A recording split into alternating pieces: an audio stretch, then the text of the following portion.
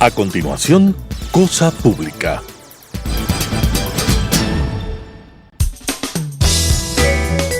Clasificación B, bajo supervisión de un adulto.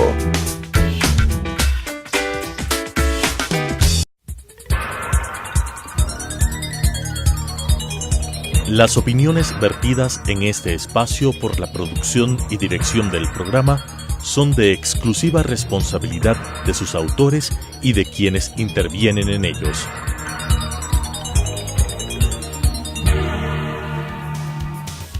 Telesucesos Canal 29 UHF presenta Cosa Pública. Análisis de los temas políticos, económicos, de comercio exterior y empresariales de mayor actualidad.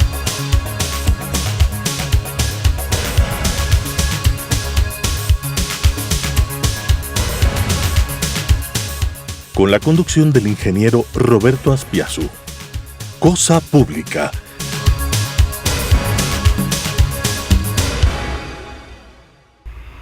¿Cómo están, amigos de Telesucesos? Es un gusto nuevamente darles la bienvenida a este su espacio Cosa Pública para abordar la coyuntura económica. ¿Qué es lo que va a pasar después de la consulta popular? ¿Se va a cambiar el modelo que ha estado cifrado con mucho en el gasto público intensivo? En fin, para absorber esta inquietud y otras relacionadas se encuentra con nosotros el economista Santiago Caviedes, quien es un joven profesional que ha estudiado en Inglaterra, en los Estados Unidos, en la prestigiosa Universidad de Harvard, en su escuela de gobierno. Esto a manera de antecedente. Gracias, Santiago, por estar con nosotros. Muchas gracias, Roberto. Dime, ¿qué es lo que piensas? ¿Realmente consideras que la consulta popular va a marcar un punto de quiebre en cuanto a la gestión económica? Porque evidentemente cada vez se afianza más la idea a nivel de opinión pública nacional de que el modelo de desarrollo económico basado en el gasto público tiene que ser cambiado porque sencillamente no es sostenible en el corto, mediano y largo plazo. ¿Qué piensas tú? Bueno, yo creo que la economía, el manejo económico tiene que ajustarse a las nuevas realidades. Hay una nueva realidad económica que es indiscutible. A pesar de que el precio del petróleo se ha recuperado de forma importante en los últimos 2 años, estamos en un nivel de $60 por barril, cuando antes, entre el año 2012 y el año 2014, promediaba los $100 por barril.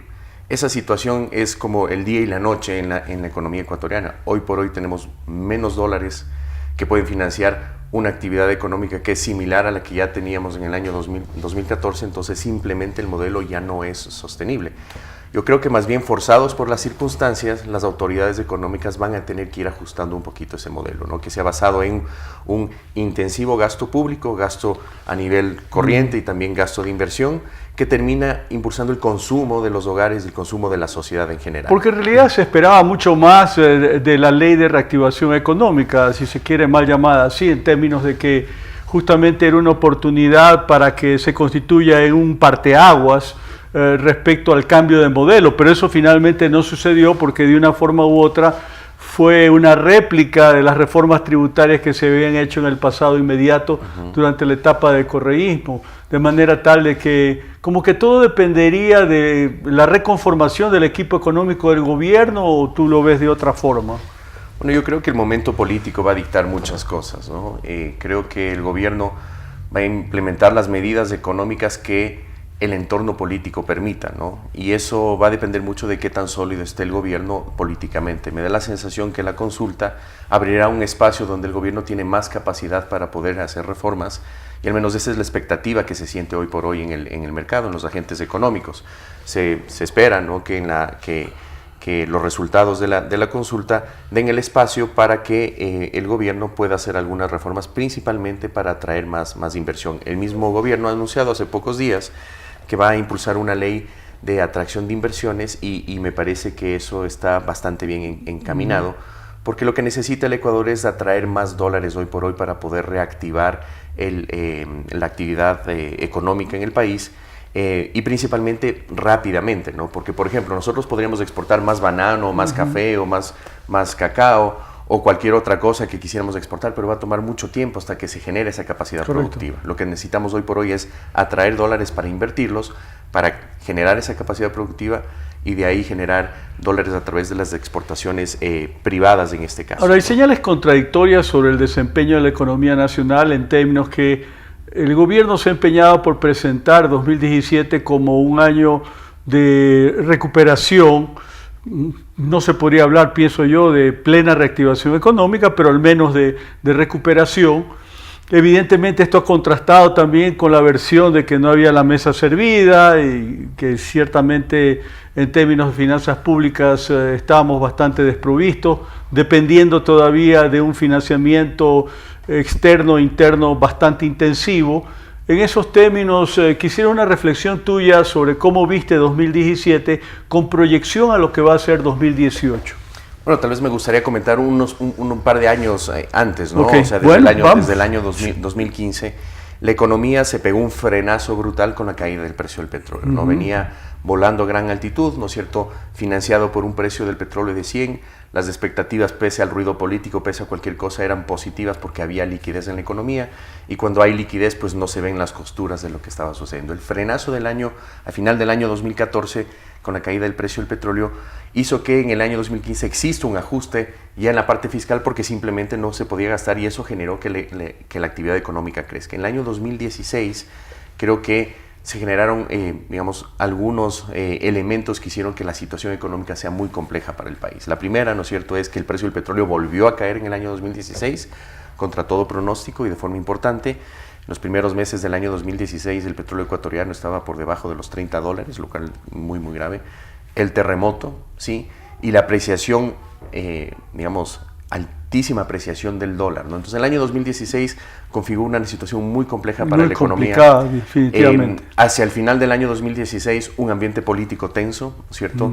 Y por lo tanto, en todo ese lapso entre el año 2015 y 2017, las decisiones económicas pues se pararon, ¿no? No teníamos un buen entorno económico, no teníamos una campaña política que fue bastante fuerte, diría yo, y ya en el año 2017, cuando se inaugura la administración del actual gobierno, pues se eliminan muchas de las trabas que existían, principalmente el consumo, ¿no? Las salvaguardias, se eliminó, se redujo el IVA, y vemos que desde junio del año 2017 hay una recuperación del consumo, principalmente de los hogares, un consumo que estaba represado algún tiempo, ¿no? Y esa recuperación del consumo es la que ha empujado la recuperación, valga la redundancia, del Producto Interno Bruto. Y si uno toma desde la parte más baja de la crisis hasta la última lectura del Producto Interno Bruto oficial, la economía se ha recuperado en casi 5% del PIB. Pero se alega que finalmente ese consumo ha dependido con mucho del ingreso de divisas, consecuencia del endeudamiento público externo, por un lado, a lo que habría que agregar el interno también, ¿no? Claro, entonces, para terminar la explicación, el 76% de esa recuperación económica es consumo. Los hogares están consumiendo y obviamente esa capacidad de consumo se da porque obviamente se siguen recibiendo sueldos, el sector público pues no ha sacado gente, se ha mantenido de cierta manera la estructura que existía en el año 2014. ¿Y esto cómo se lo hizo? O sea, teniendo déficits fiscales bastante abultados. Entre el año 2015 y el año 2017 hemos nosotros acumulado como país alrededor de $15,000 millones de déficit fiscal, ¿no? Que ha sido financiado principalmente con recursos externos, ¿no? Entonces, esta situación hace que la crisis sea menos fuerte de lo que pudo haber sido, pero necesitamos recomponer la economía porque simplemente ya nos acabamos las municiones si es que tenemos otra vez un choque externo. Ahora, sobre esta realidad, proyectemos 2018. Pues 2018 tenemos suerte, ¿no? Y el Ecuador es un país con suerte. Un amigo mío decía que era un país corcho, ¿no? Que siempre está a la deriva, pero nunca se hunde, ¿no? Entonces eso es bastante interesante y comparto bastante esa visión. Tenemos un entorno económico externo y mundial muy favorable para la economía ecuatoriana.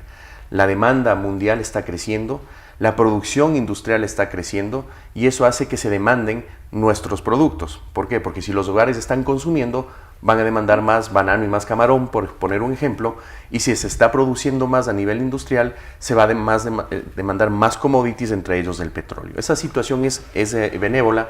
También el dólar se ha depreciado de forma importantísima en el año 2017 y este año 2018 ha seguido depreciándose, ¿no? Santiago, pero con mucho el problema fiscal está contaminando a los otros sectores de la economía porque finalmente el gasto público tiene el efecto de exacción en términos de recursos del sector privado, fundamentalmente por la vía de impuestos. Eso ha sido producto de sucesivas reformas tributarias.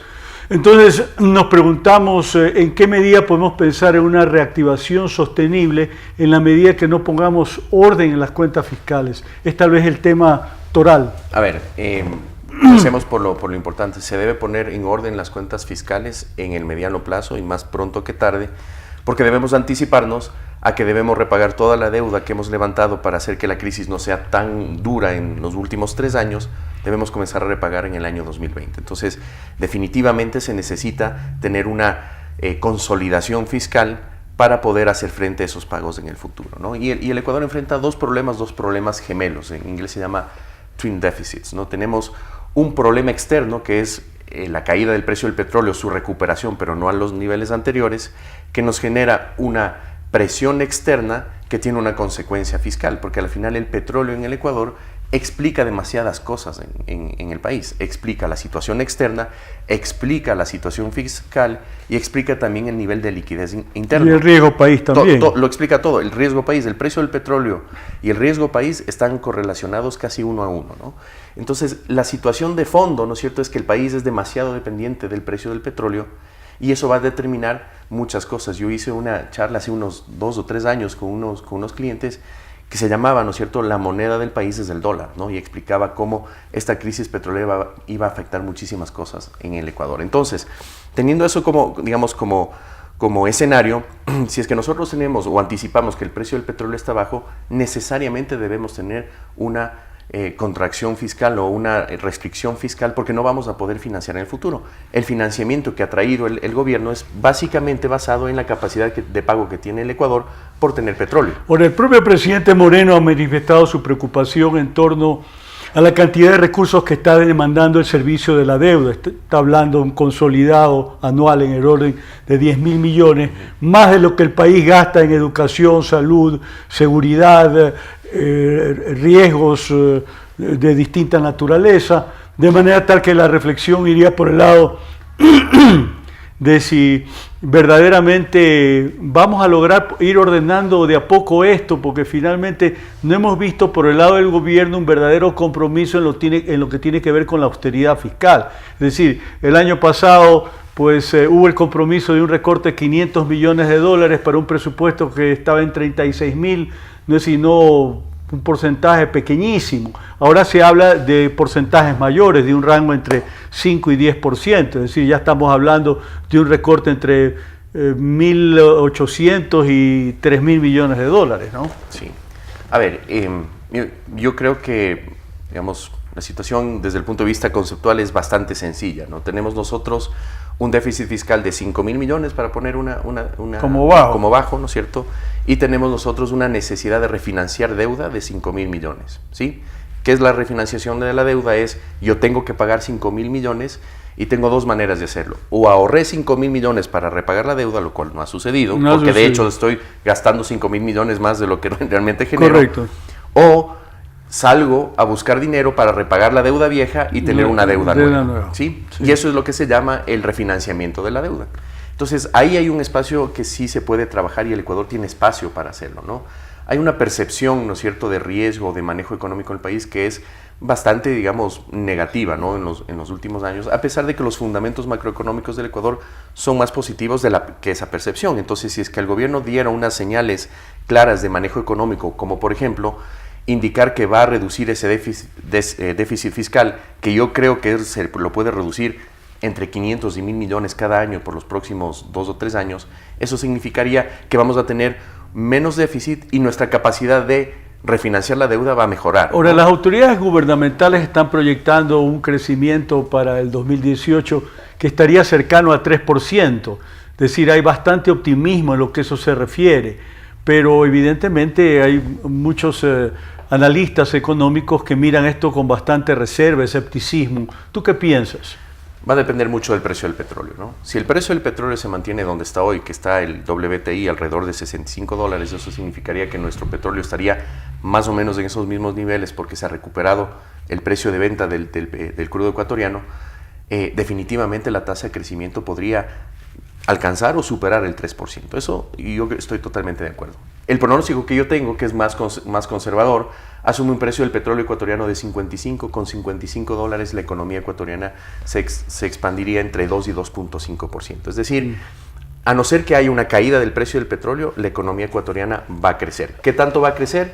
Mientras más alto esté el precio del petróleo, más va a crecer la economía. Mientras menos alto esté el precio del petróleo, menos va a crecer la economía. Esto asumiendo que no hay choques positivos en la economía.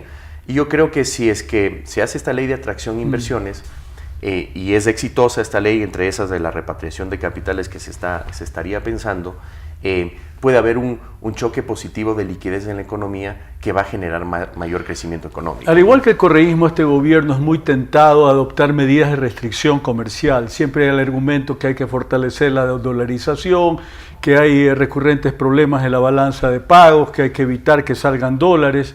Pero a veces nos preguntamos cuál es el sentido de la dolarización si constantemente estamos apelando a estos argumentos para, en este caso particular, imponer restricciones comerciales o eventualmente también aplicar impuestos. ¿Cómo miras tú la situación? Digamos, yo creo que el país por muchos años no se ha dado cuenta que la balanza de pagos tiene dos partes, ¿no? La cuenta corriente y la cuenta de capital. La cuenta corriente es las transacciones reales de la economía, que serían bienes y servicios, y la cuenta de capital son los flujos de capitales. Nos hemos enfocado en política pública únicamente en la cuenta corriente, en restringir o permitir, ¿no es cierto?, las transacciones comerciales. Y no hemos hecho nada en cuenta de capital. En cuenta de capital, el único que es muy activo es el Estado, a través de la emisión de bonos, ¿no es cierto?, para atraer deuda externa. Y la actual legislación tributaria tiene muchas restricciones a la cuenta de capital para el sector privado. Por ejemplo, una empresa que si quisiera financiar afuera tiene, digamos, por la regulación, un espacio muy pequeñito para poder meter ese financiamiento, cuando en realidad el Ecuador lo que necesita es meter dólares, porque el problema, ¿no es cierto?, no es los déficits que se pueden generar, sino si los puedo financiar o no. Y el problema del Ecuador es que no los puede financiar, ¿no es cierto?, porque no tiene una conexión con los mercados internacionales suficientemente amplia, ¿no? Ahora, lo que es increíble es cómo a lo largo de todos estos años no hemos logrado tener una política pública exitosa en lo que tiene que ver con la atracción de capitales, pues finalmente si tuviéramos suficiente inversión extranjera en particular, no tendríamos que estar pensando continuamente en aplicar, restringir. Exactamente. Que también tiene una serie de efectos colaterales en la economía, ¿no? En la actividad económica, ¿no? Y sobrecostos, ¿no? El comercio genera mucho empleo, por ejemplo, ¿no? Ciudades como Guayaquil se ha visto muy afectada desde mi punto de vista por las restricciones comerciales, ¿no? Yo viajo bastante a Guayaquil por trabajo y me doy cuenta que la actividad económica en Guayaquil pues ha sido muy golpeada de estos años. Porque obviamente el comercio es lo que mueve esa ciudad. Y el comercio genera de cierta manera actividad económica y algo de valor. Si tuviéramos nosotros la capacidad de financiar las importaciones con flujos de capital, obviamente la situación sería contraria. Lo que sí hay que tener en cuenta desde el punto de vista macroeconómico y como profesional de macroeconomía es que uno no debe tener unos déficits muy grandes durante mucho tiempo porque a la final podemos tener un problema, ¿no? Entonces siempre hay que tratar de balancearlo y la mejor manera de balancearlo desde mi punto de vista es financiar los déficits transitorios para generar las capacidades para poder producir y exportar más. Claro, y una fuente de financiamiento, ¿no?, también de las cuentas fiscales ha sido la Reserva Monetaria Internacional, que ha generado evidentemente una situación bastante sui generis en términos que hoy por hoy los activos no cubren sino muy parcialmente los pasivos, y eso es sin duda un reflejo de un aspecto que debilita la dolarización. Y ciertamente pues hay muchas voces de alerta en el sentido que esto no puede continuar en el futuro, porque ciertamente ahí sí se pone en riesgo la dolarización.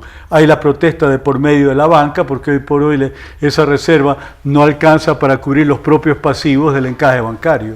Bueno, yo creo que este tema hay que tomarlo con una pizca de sal, ¿no? Es un tema bastante complejo, pero creo que se resume en el hecho de que existen muy pocos dólares o hay escasez de dólares. ¿Qué es lo que ha pasado en estos últimos años de la dolarización o desde que el Ecuador ha sido dolarizado, ¿no?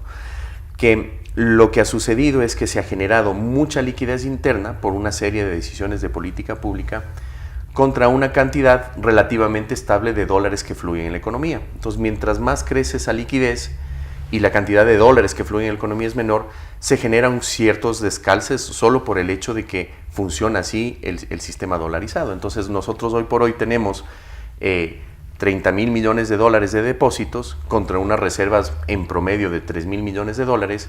Entonces eso significa que hay muy pocas reservas para la cantidad de depósitos que hay. Hace 10 años teníamos nosotros apenas 10.000 millones de dólares contra una cantidad de reservas que era el doble, de 6.000 millones de dólares. Entonces se ha estresado mucho el sistema. ¿Y esto qué es lo que sucede? Que uno de los principales actores para generar liquidez en la economía, para que no se contraiga la economía mucho, fue precisamente el Banco Central en el año 2016, básicamente expandiendo la cantidad de liquidez en la economía, generando depósitos en la cuenta única del Tesoro contra deuda del gobierno central, que hizo que se levante esa liquidez. El efecto de ese aumento de liquidez fue que el sistema de pagos en la economía se reactivó y los agentes privados, ¿no es cierto?, comenzaron a demandar dólares en efectivo o para hacer pagos al exterior, porque estaba parada la economía. Entonces el efecto es que se han reducido las reservas, ¿no? Esto de aquí, ¿no es cierto?, como digo, se debe tomar con una pizca de sal, porque mantener la liquidez en la economía es bueno, pero tampoco se puede, exacerbar esa presión de liquidez, porque lo que vamos a hacer es terminar de consumirnos los pocos dólares que todavía Ahora, hay, ¿no? esta ha sido la mayor crisis en dolarización, ¿correcto? Una desde crisis que nos dolarizamos. de largo, ¿no? De largo, sí, pero a donde quiero ir es que de una manera u otra la gente no ha sentido tanto la crisis como consecuencia de tener una moneda dura que no se ha visto afectada en capacidad de compra, porque de esto nos ocurre durante la etapa de Sucre y hubiéramos tenido pues una inflación importante, y una devaluación significativa, sí, y una pérdida de poder adquisitivo.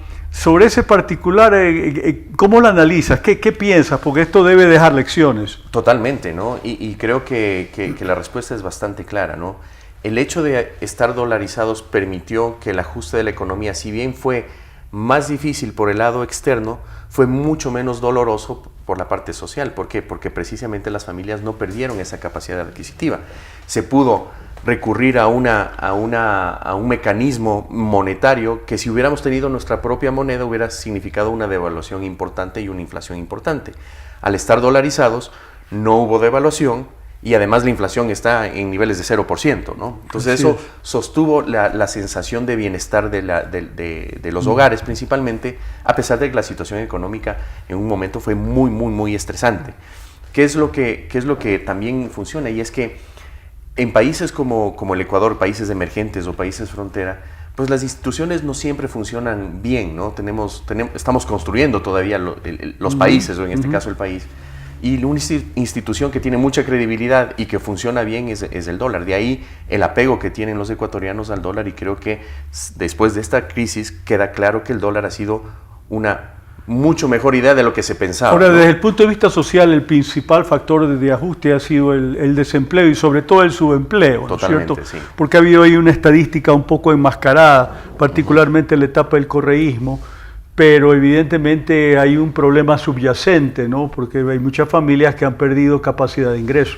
Sí, o sea, definitivamente para ajustar la economía, ¿no es cierto? Si es que tuviéramos nuestra propia moneda, lo que seguramente hubiera pasado, hubiera habido una devaluación, ¿no es cierto? Hubiera habido inflación y a lo mejor la actividad económica se mantenía un poquito más boyante, ¿no es cierto? Pero muy localizada en la economía nacional, la economía doméstica o la producción nacional. Al estar dolarizados, pues eso, digamos, no funcionó, porque simplemente no puede ajustarse el tipo de cambio, y el resultado es que hay menos actividad económica. Poniéndole muy sencillo, la crisis petrolera afectó la estructura del país. Entre Colombia y Ecuador es muy similar hoy por hoy.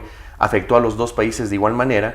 ¿Qué significó en el caso del Ecuador? Significó que haya una recesión de menos 1.6 en el año 2006, cuando en Colombia, ¿no es cierto?, no hubo recesión. La economía creció entre el 1 y el 2%, pero la diferencia es que el peso se ha depreciado, ¿no es cierto?, 30%, y la inflación, que estaba en 3%, llegó a subir hasta el 8%. Una corta reflexión para terminar la entrevista, en el sentido de hacer una suerte de corolario sobre mensajes principales que convengan a la audiencia.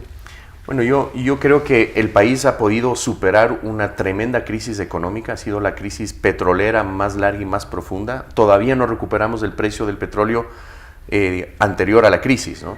Y esto nos muestra que tenemos un nuevo ciclo económico, un nuevo entorno económico que requiere definitivamente otras políticas económicas y hay que diseñarlas para poder relanzar la economía. Y creo que principalmente se debe cambiar el modelo de crecimiento de gasto-consumo a uno de ahorro-inversión. Y eso requerirá muchos cambios en incentivos en la economía. Muy claro, Santiago, gracias por acompañarnos. Creo que han sido algunos señalamientos que nos clarifican cómo tenemos que ver la situación económica del país en este momento, sus proyecciones en el futuro inmediato, cómo va a ser el 2018. En fin, seguramente estaremos comentando más adelante con ustedes nuevamente este tema, pero por lo pronto el tiempo ha terminado y no nos queda sino despedirnos agradeciéndoles nuevamente a Santiago por su concurrencia. Nos vemos pronto. Las opiniones vertidas en este espacio por la producción y dirección del programa son de exclusiva responsabilidad de sus autores y de quienes intervienen en ellos.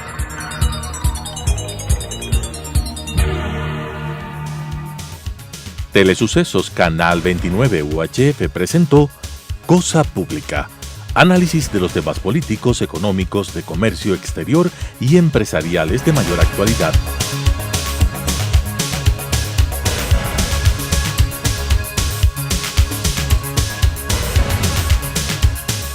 Con la conducción del ingeniero Roberto Aspiazu. Cosa Pública